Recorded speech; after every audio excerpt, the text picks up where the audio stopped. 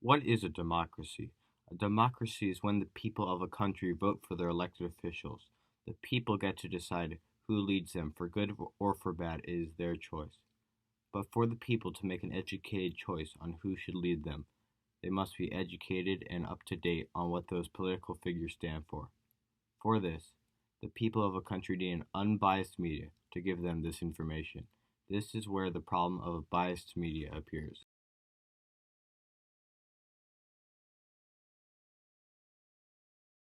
To understand biased media, you have to understand what a biased media is. A biased media is when a journalist or company's personal views and opinions are expressed through their reporting. This can be done in many ways, including point of view, diversity, sources that only talk about one view, and the tampering of the coverage of an event.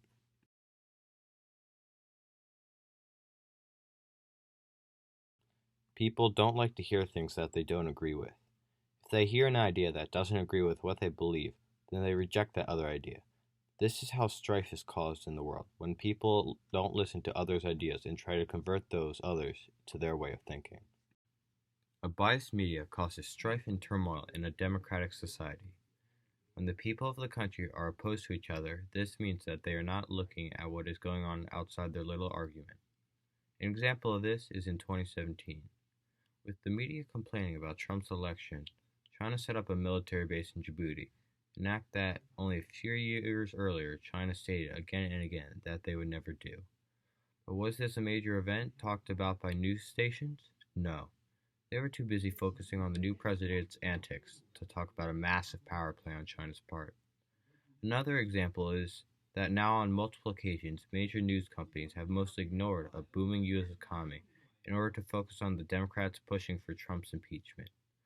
Often, the media will focus entirely on a single story, missing other important stories that the people of a nation should know about, instead focusing on pushing their own agendas.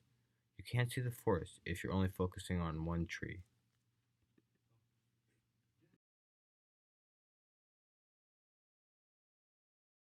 Overall, a bit of media bias is okay.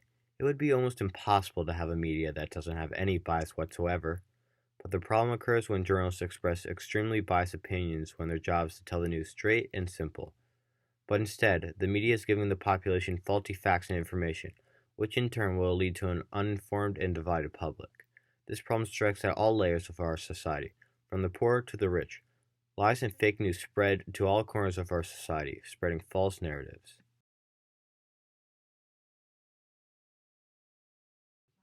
Media bias will continue to be a large threat in our free society, and will only get worse as our sources of news and information get more diverse and politically charged with the rise of media internet sources. This problem will not go away on its own, and will take a conscious decision by the population to say that they have had enough of the personal views and opinions of others being forced on them. Only then will the threat of a biased media end. So I ask you, when is the line between biased news and opinion statements crossed?